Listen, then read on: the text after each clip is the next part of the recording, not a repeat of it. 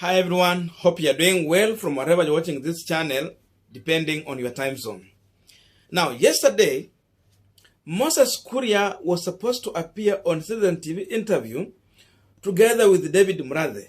And this interview was coming at a time when Moses Kuria had made serious allegation during the UDA NDC by going further to claim that President Uhuru Kenyatta used a number of leaders, and even he went further to mention that he was among the leaders from Mount Kenya region who were assigned to steal the votes in 2017 in favor of President Uhuru Kenyatta. He even went further to mention the name of other leaders who were attending UDA NDC that were involved in the same activity.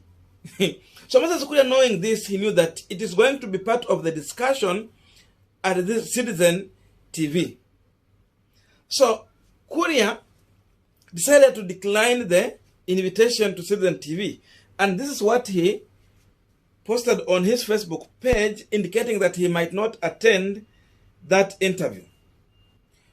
My colleague Honorable Ndindi Nyoro will represent me in this show. I however remain ready and available to engage at party leaders level anytime, any place. That means Kuria was indicating that he can only sit on a bench together with the other political party leaders to discuss politics, and not any other person to the level of David Murathe or something less than that. That is what he was clearly indicating. But in real sense, Kuria understood that he was going to be questioned on the allegation he made during the UDA NDC. Now, many people up to now, they still believe that Raila Amolo Odinga won the 2017 general election, lakini alinyang'anywa tu. And so David Murathe, being the vice chair of Jubilee Party, he was asked during the interview on the allegation that Moses Kuria was making, because definitely if there was such kind of activities that was going on, then Murathe could have been aware of such issues. But now Murathe could not agree to what Moses Kuria was saying. And he went further to suggest that Moses Kuria should be investigated by DCI so that they can clarify or explain to Kenyans how the election was stolen in 2017. Now, the funny thing is that after Murathe insisting that Moses Kuria should be arrested to go and answer some questions, then this politics is very funny. Moses Kuria this morning is trying to change what he said during the UDA NDC, because it was clear. Kuria said that yeye na wenzake, in fact he said in Swahili, walitumika kuibia President Uhuru Kenyatta kura. But this is what he's posting this morning. Githae is my witness. Tuliimba Uhuru Ndani Mpaka Akashinda. Wow, this is politics. Now, I think most of you knows Githae. Wina mwenye aliimba ndani Uhuru Ruto. Then he said tano tena. So Kuria now is changing what he said from Tuliimba Uhuru kura to Tuliimba Uhuru. Now that is what he's trying to change here. Very funny. So I want you to listen to what Moses Kuria said shortly. Then after that we are going to continue with this conversation. Tafika. Kuna wengine wanasema ati kula ya mlima itagawanywa. Mheshimiwa Ano Iguru, Mheshimiwa Rigathi Gachagua, Mheshimiwa Ishungwa, Mheshimiwa Gavana Muthomi Njuki, Mheshimiwa Senator Linturi, Mheshimiwa Wamatangi, Mheshimiwa Wamaua, Mheshimiwa Alice Wahome, Mheshimiwa Faith Gitau. Sisi ndio tulikuwa tunashidia Uhuru kura, na sisi ndio tulikuwa tunamwibia kura.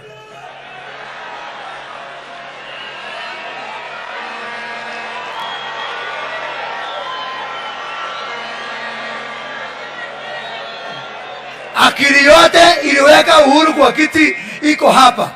Ile iko Azimio ni mwili peke yake.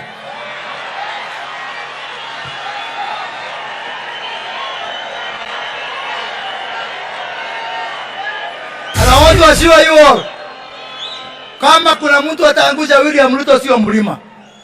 Because we work as one team. And it is not something new. We have done it before.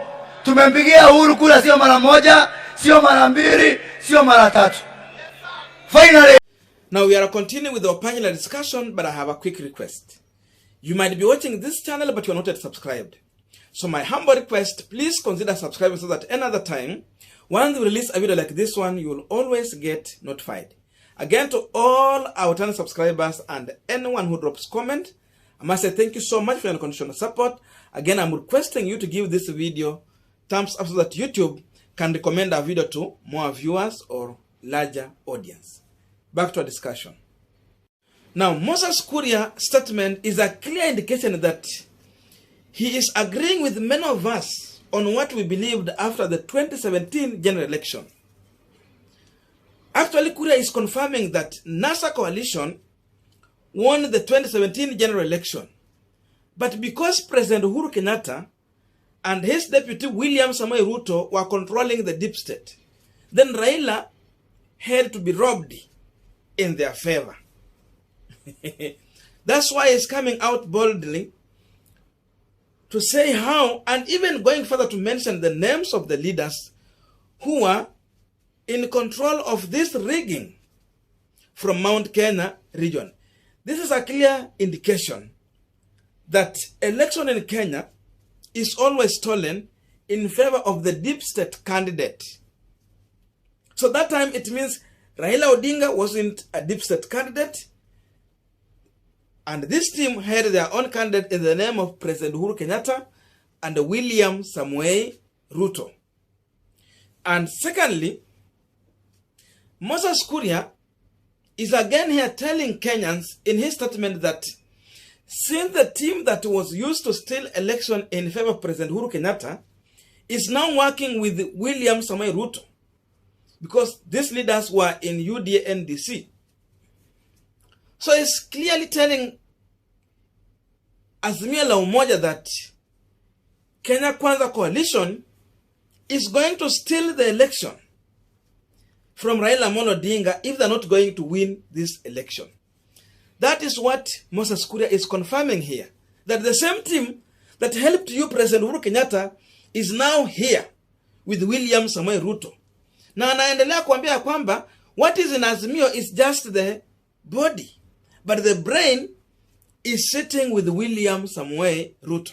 So Kuria is telling us that Ruto is prepared to steal the election in this year. Now, if what Moses Kuria is saying is true, then generally we can go ahead and conclude that if President Uhuru Kenyatta was working with William Samoei Ruto in 2017 under Jubilee Party and the Jubilee Coalition, then Raila Amolo Odinga managed to beat them in that election, then how can it be possible when William Samoei Ruto is alone, and now the person whom he was working with in the name of President Uhuru Kenyatta is now here working with Raila Amolo Odinga? How can it be possible for William Ruto to beat Raila Amolo Odinga in this August election? How? How can it be possible? They were two, but Raila managed to beat them. Now he is one. Anyway, I know some people are going to conclude that since William Ruto has managed to have Musalia Mudavadi and Senator Wetangula on his side, then it means Raila has lost some players. That can be true. But the truth of the matter is that even if you put Musalia Mudavadi and Senator Wetangula together, then we can go ahead and conclude that this team could have brought at least 1 million votes to Raila Amolo Odinga basket. So that means if they are not with Raila Odinga, then 1 million vote is going to William Ruto. But now President Uhuru Kenyatta is here. And if Uhuru Kenyatta is here working with Raila Odinga, and there is perceived numbers in Mount Kenya region that they are the largest community. That means Uhuru is coming with about 2 to 3 million votes in Raila Amolo Odinga's basket. So you lose one and get 3. But again, still, you won election against the other team.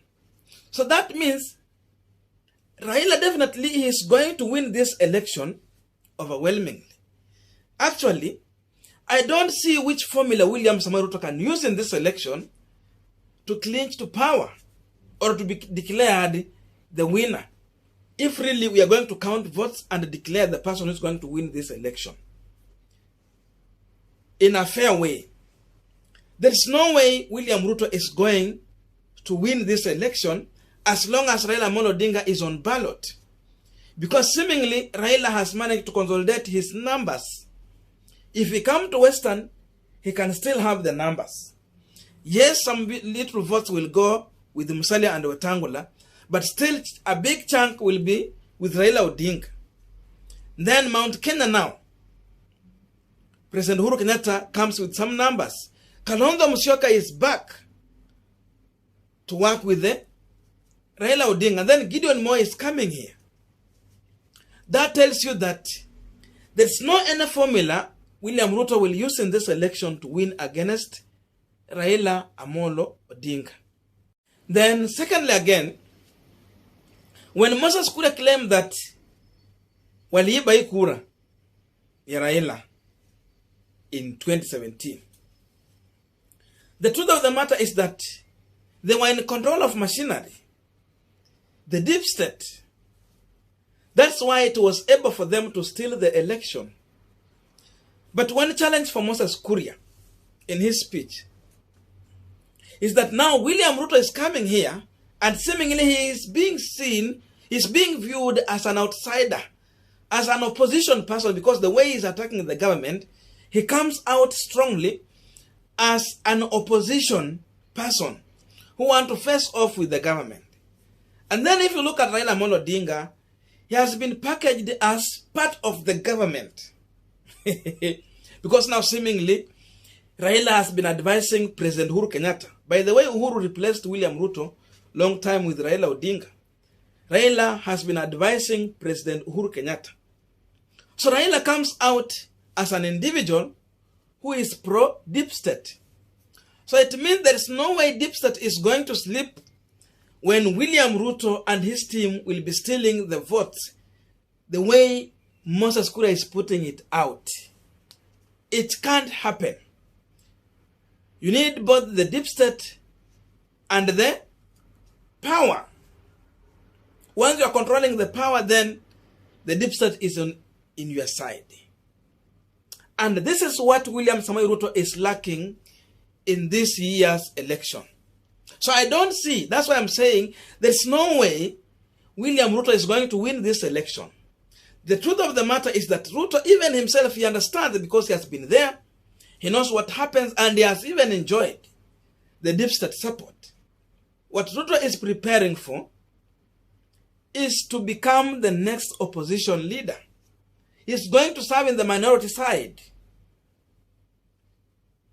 And that's how he's preparing his team. If you look at William Ruto, how he's approaching this politics, the kind of campaign he's assembling, and how Ruto is addressing issues, the anger in his face is a clear indication that Ruto is coming out as a person who's preparing to be the next opposition leader after the August election. So Ruto understands this.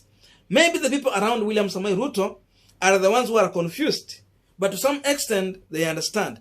So ile kitu yenye nafaa kwa wanafanya saa hizi ni kujipanga kugawana zile viti zinakuanga za opposition.